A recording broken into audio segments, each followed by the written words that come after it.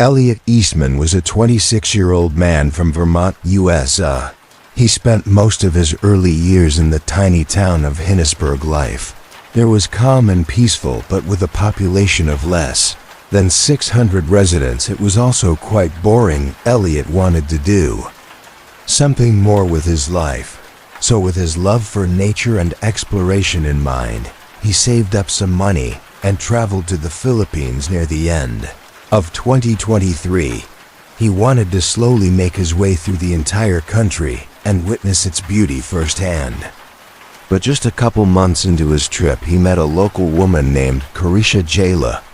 The two started dating and got married just a few months after that, in July of 2023. Then in January 2024, Elliot started posting videos on YouTube documenting his life in the Philippines with his wife. His videos were simple, without any over-the-top music or crazy editing effects, but they felt authentic and real, allowing him to amass a small but dedicated fan base, though his content took a massive shift. In May 2024, when he decided to move to the beachside village his wife was from in the Cebuco municipality, unfortunately, it wasn't long before this spiraled into the worst decision he'd ever make. You see, Cebuco is part of what's known as the Red Zone in the Philippines. Put simply, this is the most dangerous section of the country, especially for foreigners. Armed robberies, kidnappings, and even murders are not uncommon in this region, with over 40 Westerners going missing there in just the last decade. However, Elliot was well aware of this fact, as evident from his channel's description, which read, "In Elliot Eastman, I am 26 years old, and I came to the Philippines about a year and a half ago, where I met the love of my life deep in the mountains of the Red Zone of the Philippines. I will be showing you my day-to-day life as the first and only foreigner to have ever lived here." In Cebuco for a long period of time, he mentioned the danger in some of his video titles as well. But despite the threat to his life, he still wanted to build a life in Cebuco, so he rented an apartment and even built his own grocery shop near the beach, all while documenting the entirety of his journey on YouTube. Now, there were times when he felt threatened and had to hide from some locals to avoid getting in serious trouble. But despite the somewhat dire circumstances, Elliot was enjoying his time in Cebuco and slowly building the life he wanted. However, just when things were starting to look up for Elliot, tragedy struck.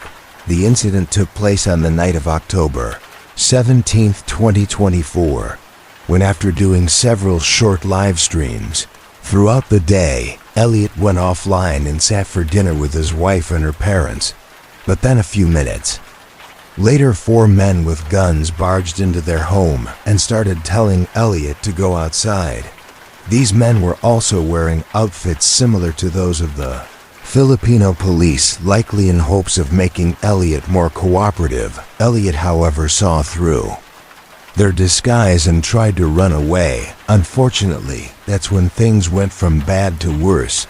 One of them opened fire and ended up shooting Elliot twice, once in the leg and once in the abdomen. They then dragged him onto the speedboat they had docked near their home in Spark. This was the last time anyone saw Elliot alive. By the time the police launched a search and rescue mission, the kidnappers' boat was nowhere to be found. The investigation then went on for nearly a month, until the 12th of November. But when the police eventually located the kidnappers, they were forced into a shootout, resulting in 3 of the 4 culprits losing their lives. And while they did manage to arrest the last kidnapper, it was already too late. According to the kidnapper, Elliot succumbed to his injuries when he was on the speedboat. So, the kidnapper simply threw his body overboard to hide the primary evidence of their crime. Unfortunately, the police were unable to locate his remains and pronounced him officially dead in December of 2024. However, one question still remained unanswered. Why did these 4 criminals target Elliot? While the simplest explanation is also the most likely one, they just wanted to kidnap him for ransom. Carisha even had a first-hand experience with this, as back in high school, one of her Canadian classmates was kidnapped and held for a ransom of $5,000 US. That said, there's also a second potential explanation that has to do with Elliot's side business. Wiley operating his grocery store. Elliot also started lending the locals money for 20% interest. A local loan shark likely saw him as a competitor and sought to eliminate Elliot before he took away any more of his business. This would also explain why the intruders were so quick to open fire if they wanted to hold him for ransom, regardless of their motive. The end result was the loss of a young man trying to make a life for himself with his wife in a foreign land. His YouTube channel now sits abandoned, with its many uploads remaining as proof as the life he once lived. Benjamin Parterdoon, known online as Warner the Goobermeister, was a comedian creator on YouTube who primarily focused on creating a genre of memes known as YouTube poops, which is a subgenre of online humor that revolves around taking clips from other shows, usually cartoons, and editing them to have a bizarre, often nonsensical tone. Over time, Benjamin's channel had amassed over 7 million views, making him a well-known name in the YTP community. But after his upload on December 21st, 2021, he suddenly vanished from the internet, leaving his fans wondering what could have happened. Unfortunately, the reason for his disappearance was far more tragic than simply getting bored and moving on from the channel, as most of his audience had assumed. The incident took place on the 27th of January 2022, when his older brother, Chris, tried to contact him many times but didn't hear back. Left with no other option, Chris called the police at around 8:00 p.m. to check on his parents and little brother. When the officers arrived at his house, the lights were on, but no one was answering the door. After repeated knocks, the officers knew something was off, so they decided to break in. But nothing could have prepared them for the horrific scene they saw behind that door. Inside, they found the bodies of Benjamin and his parents, all with visible gunshot wounds. However, what looked like a robbery gone wrong turned out to be far more tragic. According to the investigation, both Benjamin and his mother, Deborah, were shot by his father that evening, who after committing the crime decided to end things for himself as well. The news of this incident was a massive shock for Benjamin's viewers, as had never mentioned any family troubles before. Chris later set up a GoFundMe page in November of 2022, which not only allowed Benjamin's fans to support the only living member of his family, it also gave some insight into what might have happened. According to Chris, Benjamin was born in 2005 and was soon diagnosed with autism. This made it difficult for him to interact with people in person.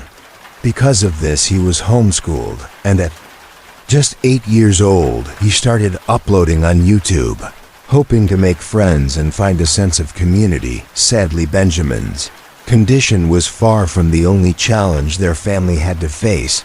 Deborah was also suffering from nerve damage after an accident, and the father, Gregory, had also gotten in a car accident in the past and could barely walk. On top of that, the family was also struggling with severe financial issues, which could explain why Gregory felt the need to take such a drastic measure. Seemingly out of nowhere, as Chris puts it, "My dad was a proud man. He was ashamed to ask or seek out help." Although Benjamin's content was somewhat niche, it left a big impact on those who came across it, with some even uploading new videos in his style to keep his memory alive. Before we continue with more of these tragic stories, please take a moment to like this video and subscribe to our channel for more content like this. It really helps us grow and continue bringing you these important stories. Harley Dilly was a YouTube channel run by a 14-year-old teenager from Ohio with the same name. He created the channel in 2013 to share his love of gaming, specifically the sports game Madden with others. He also uploaded vlogs on YouTube, where he talked about anything that was on his mind that day. But for Harley himself, these were more than just videos. They were one of the many forms of escape he had from his troubled life. You see, Harley suffered from oppositional defiant disorder and was also diagnosed with high-functioning autism. This resulted in him getting into heated arguments with his parents quite often, and subsequently ending up in a worse situation.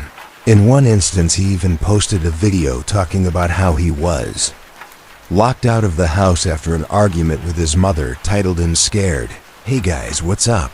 It is Harley Dilly. Probably one of my worst days in my life. I was at school and I was a science test. I finished it and my computer says 1%. Battery left, so I get to the next class and I put on a charger as quick as possible, but it didn't charge. None of the computers would take a charge, so I took it back and I had to fill out a complaint, and that's one of the most expensive parts of the computer. And my mom said she's not paying anything. We argued for about a good 5 minutes, then she snapped. She said she was going to call the police, and she said she already did, and she locked me out of the house. So right now I'm outside. Yep, the house is locked. It is 3:30. I haven't ate anything, and I still haven't even got to get my work done. My mom's gone. She won't answer the phone. There were also allegations of some of his family members being physically aggressive to him. But despite all this, Harley was still a cheerful kid who wanted nothing more than to play Madden and grow his YouTube channel. Unfortunately, this ambition was tragically cut short on December 20th, 2019, when Harley went to school and never came back. The day had started off rough. Harley was still upset after arguing with his parents the night before, as they had refused to replace his broken smartphone. He also didn't want to go to school that day, but his mother Heather woke up early that day, and after some more arguing convinced him to go. He left his house just before 7:00 a.m., but he was somehow absent from school and didn't return home that evening either. Harley had disappeared without a trace. Surprisingly, his family didn't report him missing until 11:50 p.m. on December 21st, nearly 43 hours after he vanished. Their explanation for the delay was simple. According to them, Harley had spent the night at friends' houses without telling them before, usually after an argument. They assumed this time was the same. However, they couldn't have been more wrong. Something that became increasingly clear as the police investigation dragged on for days without uncovering a single clue about his whereabouts.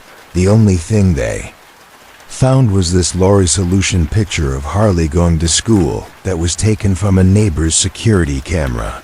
And that was it. Eventually, many other organizations, including the FBI, joined the search as well. They also distributed his missing posters nationwide and offered an $18,000 reward, hoping to receive any information that could lead them in the right direction.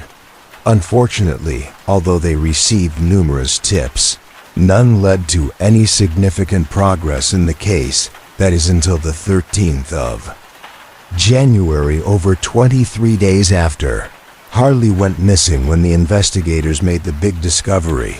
They were recanvassing the area immediately surrounding Harley's home when one of the investigators decided to check out the vacant house directly across from the Dilly residence. This was a summer home and was fully locked at the time. There was also no indications of anyone breaking into the home. However, the investigators had looked everywhere else to no avail. This was one of their last options. So they acquired the key to this home and started looking around.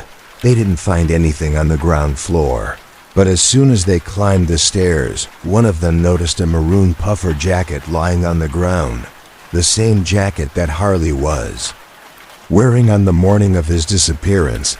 As they got closer, they also noticed his glasses lying on the floor as well. But there were no signs of Harley anywhere. Both the glasses and the jacket had also collected plenty of dirt, indicating that they must have been there for a long time. While they were looking around, one of the investigators noticed the chimney vent above where his glasses and jacket were discovered. This sort of vent is used to connect traditional wood-burning heaters. Curious to see what was in it, he reached into the hole, only for his hand to touch human hair on the other side. There was no doubt about it. That was Harley stuck in the chimney. Officers quickly dismantled the wall, and sure enough, they found Harley's body inside with his arms raised above his head. A later autopsy concluded that he likely passed away the day he went missing. His particular position at the time of discovery also helped investigators piece together what might have happened that day. As the story goes, Harley didn't want to go to school that day, so he decided to spend the time at the vacant home until the afternoon to make it seem like he went to school. But when he couldn't find a way in from the ground floor, he climbed onto the roof using the antenna tower beside the house. From there he looked into the chimney and saw a relatively short drop and chose to climb down it to enter the house. However, what he failed to realize was that this chimney didn't lead to a spacious fireplace. Instead, it only connected to a couple of small vents for heater exhaust, leaving him stuck at the bottom.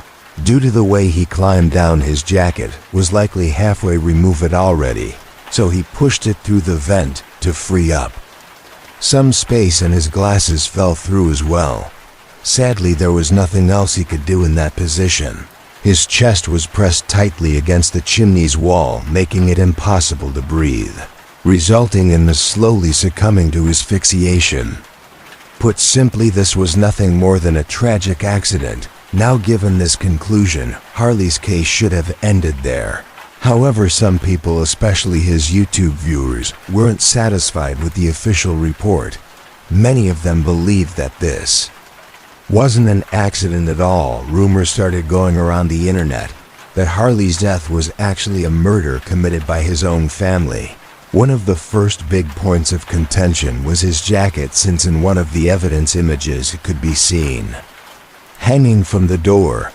These critics claimed that this was proof of the whole story being a lie.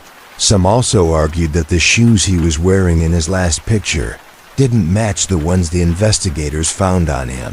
However, despite the skepticism, the police stuck with their initial report. As for the jacket issue, that turned out to be nothing more than the result of one of the inexperienced investigators mistakenly moving key evidence. That said, whatever the truth may be, it doesn't change the fact that the YouTube community lost a genuine and passionate creator. Nicholas Sarager was a 28-year-old YouTuber who loved two things in life: longboarding and dancing. He uploaded nearly 80 videos of himself doing both of these on his channel, named Sunspeak, though his ultimate dream was to become a professional dancer. By 2017, he was living in San Diego with his friend Austin to try and make his dream come true. However, the two were completely broke and couldn't afford California's high rent prices, so with no other option, the two decided to live in tents or random trailers they could find in the Salton Sea area. Salton Sea used to be a popular tourist destination at one point due to its status as an oasis in the middle of the desert, but the water and the surrounding area became extremely toxic over time, turning it into a complete ghost town. On the flip side, this also made living there essentially free, which is what Nick and Austin were after. But what neither of them knew at the time was that the true danger of Salton Sea had nothing to do with its toxic climate. This danger came face-to-face with the two on the night of September 9, 2018, at around 2:00 a.m. They were asleep in their tent when suddenly they were jolted awake by an extremely loud scream coming from the treeline not far from their camp. Fearing for their safety, they decided to just ignore it altogether and go back to sleep. Or that's at least what Austin thought, for some unknown reason. Nick later decided to go investigate the scream on his own after Austin had fallen back asleep. By the time Austin woke up the next morning, Nick was gone. He tried looking around for his longtime friend around town and discovered his flashlight lying on the ground just a block away from their tent. He immediately contacted the police and reported Nick is missing, who began looking for him almost immediately. But all they found was one of his boots, his pants, and his knife sleeve. His other boot as well as his wallet and keys were missing. More importantly, Nick himself was nowhere to be found. What made the situation even more bizarre was what happened days later. Austin returned to the same area he had already searched, but this time he found Nick's shirt and hat lying there, items that weren't there before. In other words, someone had likely placed them in that spot later. Sadly, the identity of this person was never uncovered, leaving Nick's case a complete mystery to this day. Nick's family has set up a website with all the information they have. They've also announced a $10,000 reward for any useful information. But despite these efforts, the case has remained cold. In fact, there are so few clues that I wasn't even able to find any solid theories either. Some have speculated that Austin might have killed Nick and hidden his body. However, the police investigation uncovered no evidence of foul play. There's still a chance that some unexpected discovery would crack this case wide open, but until then, Nick's disappearance remains an unsolved mystery, and his YouTube channel remains abandoned.